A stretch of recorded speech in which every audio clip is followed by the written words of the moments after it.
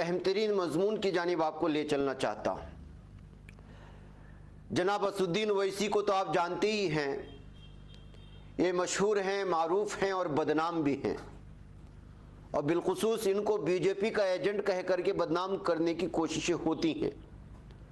اب اس سلسلے میں بہت سارے لوگ کچھ ایسی وجوہات سامنے رکھ دیتے ہیں مسلمانوں کے سامنے کہ کس پر اعتبار کیا جائے اور کس پر اعتبار نہ کیا جائے، اور قوم کی فلاح و بہبودی کس پارٹی کو ووٹ دینے میں ہے، اسی چکروں میں رہ جاتے ہیں، کوئی خاص فیصلہ نہیں لیا جاتا اور ووٹ بکھر کر کے رہ جاتے ہیں۔ بہرکیف اس سلسلے میں ڈاکٹر عبید اللہ قاسمی صاحب نے ایک اچھا مضمون لکھا ہے، لوگوں کو سمجھانے کی کوششیں ہوئی ہیں کہ ہم کس طرح سے سازشوں کا شکار ہو جاتے ہیں اور گزشتہ 70 سالوں سے ہمیں کیا ملا۔ انہوں نے لکھا ہے کہ جب 70 سال سے غیروں کا مسلسل ووٹ بینک بننے کے باوجود بدلے میں صلے میں مظالم، لامتناہی فسادات اور حق تلفیوں کا سلسلہ جاری رہا، تو چند غیور اور ملت کے خیرخواہ اٹھ کھڑے ہوئے، انہوں نے اپنی سیاسی قیادت کی بات بلند کی تاکہ اقتدار میں حصہ داری کی کوشش کے ذریعے مظالم اور حق تلفیوں کا ازالہ یا تخفیف کی جا سکے۔ ان کا مقصد غیروں کو نقصان پہنچانا یا ظلم کرنا ہرگز نہیں تھا، بلکہ خود کو ظلم و ناانصافی سے بچانا تھا، جو ایک جائز بلکہ ضروری چیز تھی۔ مگر چونکہ مسلمان سب سے زیادہ مظلوم ہے اور ملت کے ان خیرخواہوں کی آواز مسلمانوں پر مظالم کے خلاف تھی، لہٰذا عموماً مسلمان ہی متوجہ ہوئے۔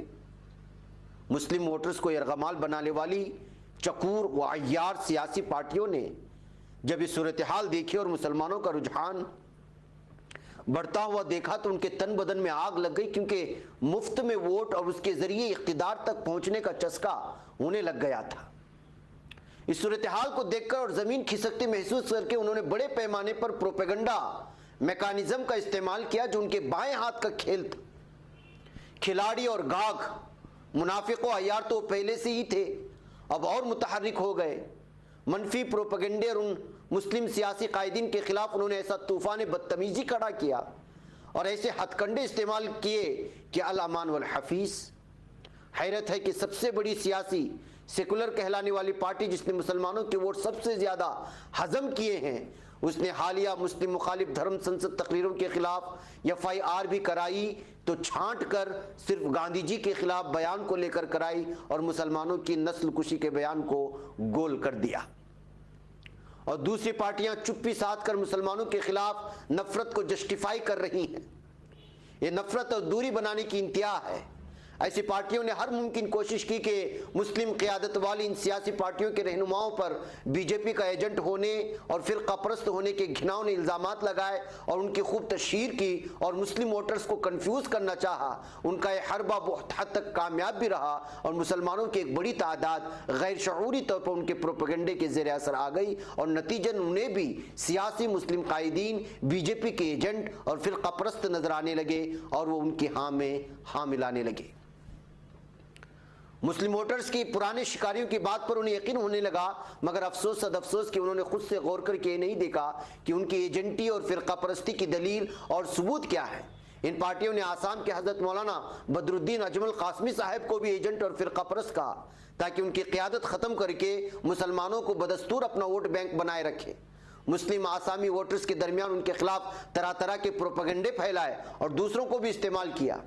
یقیناً اس کے سخت نقصانات بھی ہوئے، مگر مسلمانوں کی ایک بڑی تعداد نے جب دیکھا کہ ایجنٹ اور فرقہ پرستی کا کوئی ثبوت نہیں ہے بلکہ یہ شخص ہماری انصاف کی آواز بلند کر رہا ہے، تو انہیں ووٹ دیے اور بڑی کامیابی عطا کرائی۔ اسی فہرست میں دوسرا نام بیر سٹر اویسی کا ہے۔ چونکہ اویسی صاحب حیدرآباد سے نکل کر دوسری جگہوں پر بھی سیاسی بیداری پیدا کر رہے ہیں، پارلیمنٹ اور باہر مسلمانوں کے انصاف کے لیے اور ان پر مظالم کے خلاف آواز بلند کرتے رہتے ہیں، لہٰذا انہیں بھی بی جے پی کا ایجنٹ اور فرقہ پرست گھوشت کرنا ضروری تھا، اور وہ کر دیا گیا تاکہ مسلمانوں کو ان سے متنفر کر کے ان کا ووٹ کاٹ دیا جائے۔ ایسی ووٹ کٹوا پارٹیوں نے یہ گندا گیم صرف اپنے مسلم ووٹ بینک کو بچائے رکھنے کے لیے کھیلا۔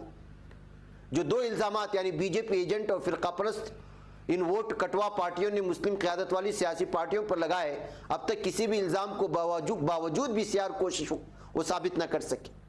लिहाजा झूठे प्रोपेगेंडे को ही मुसलसल बकते रहे ताकि तवातुर, तसलसल और तकासुर की वजह से दावा ही दलील और सबूत नजर आने लगे। कभी सबूत के नाम पर मुसीका ख़ैज़ बातें की, दलील और सबूत के नाम पर जब कुछ हाथ ना लगा तो उन्होंने कहना शुरू किया कि अगर सियासी कायदीन बीजेपी के एजेंट ना होते तो ज़रूर बीजेपी उनको गिरफ्तार कर चुकी होती और वो जेल की सलाखों के पीछे होते, मगर ऐसा इन मुस्लिम कायदीन के साथ नहीं हुआ और वो सही सालिम है। लिहाजा साफ साबित हुआ कि वो एजेंट हैं।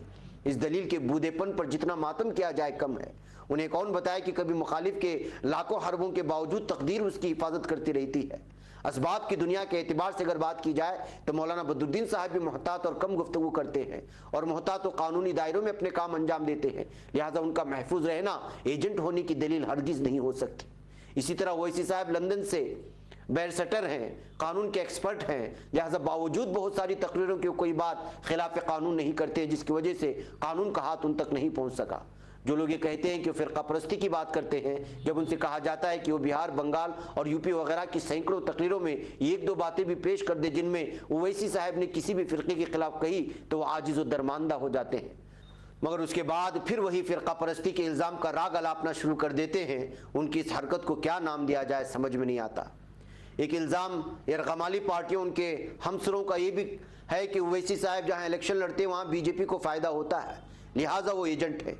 अव्वलन तो बिलफर्ज अगर फ़ायदा भी हो जाता तब भी ये इल्ज़ाम दुरुस्त नहीं है, वरना कांग्रेस, राष्ट्रीय जनता दल वगैरह सब एजेंट कहलाएंगे। इसलिए कि तमाम की तमाम पार्टियाँ, बिलखुसूस हिंदुओं की, दलितों की, मैं बीच में अल्फाज बयान कर रहा हूँ, हिंदुओं की कई समाजों की, कितने समाज चाहिए आपको, यूपी और बिहार में, कर्नाटक में, बल्कि हर रियासत में वहाँ के अपने मकाम में अलग अलग समाज तबकात होते हैं, उनके हर अपने लीडर होते हैं, उनकी भी अपनी पार्टियां हैं। तो सब मतलब ये निकला कि अगर आप अपने समाज या अपनी बोली बोलने वाले लोगों की वोट काटने का जरिया बनते हैं तो फिर आप किसी के एजेंट हो गए, तो सारी की सारी पार्टियां एजेंट होना चाहिए। सानियन हकीकत इल्ज़ाम के बरक्स है, मगर चूंकि इल्ज़ाम यरगमाली पार्टियों की तरफ से बराबर दोहराया जाता है, लिहाजा बाज़ लोग झांसे में आ जाते हैं। कहा जाता है कि बिहार में वो जब इलेक्शन में उतरे तो बीजेपी को फ़ायदा हो गया, जबकि यहाँ भी हकीकत बरक्स है। हकीकत यह है कि बिहार में बीजेपी का वोट पहले से भी कम हो गया। कहा गया कि बंगाल में भी फ़ायदा हुआ, मगर उसकी हकीकत भी कुछ नहीं। उनसे जब पलट कर सवाल किया जाता है कि वही साहब गुज़िश्ता मरतबा यूपी के इलेक्शन में नहीं थे, उसके बावजूद बीजेपी को इतनी बड़ी जीत कैसे हासिल हो गई, तो जवाब खामोशी करके दे देते हैं। ऐसे मुसलमानों से दरख्वास्त करना चाहूँगा कि वो वोट कटवा प्रोपेगेंडाई पार्टियों के चक्कर में ना पड़े, जो वोट हमेशा लेकर घाव ही देती रही हैं। उन्हें चाहिए कि मौलाना बदरुद्दीन साहब या ओवैसी साहब पर झूठे इल्ज़ामात ना लगाएं जिनका वो सबूत या दलील ना रखते हो। इन पार्टियों के नफ्सियात हिसार और घेराबंदी से बाहर निकलें, 70 साला रिवायती पुरानी डगर से गुरेज करें और जहाँ जहाँ मुस्लिम क़यादत की कामयाबी मुमकिन नज़र आए वहाँ उन्हें ज़रूर वोट दें, और जहाँ ऐसा मुमकिन नज़र ना आए वहाँ अखफ़ुल अज़रार को वोट दें, यानी कि जो कम आपको नुकसान पहुँचा सकता है उस पार्टी को।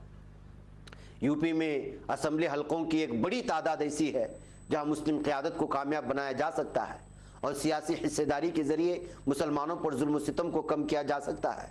यहाँ ये बात बहुत अच्छी तरह वाज़ेह रहे कि मुस्लिम क़यादत को वोट देने का मतलब हरगिज़ नहीं कि बरादरान वतन पर जुल्म ढाया जाए या उनसे नफ़रत किया जाए, बल्कि सिर्फ यह है कि ख़ुद को जुल्म से बचाया जाए। इस्लाम की तालीम है और माक़ूल व मुनसिफ़ाना तालीम है कि ला ज़रर वला ज़िरार, यानी ना नुकसान पहुँचाओ और ना ही नुकसान उठाओ।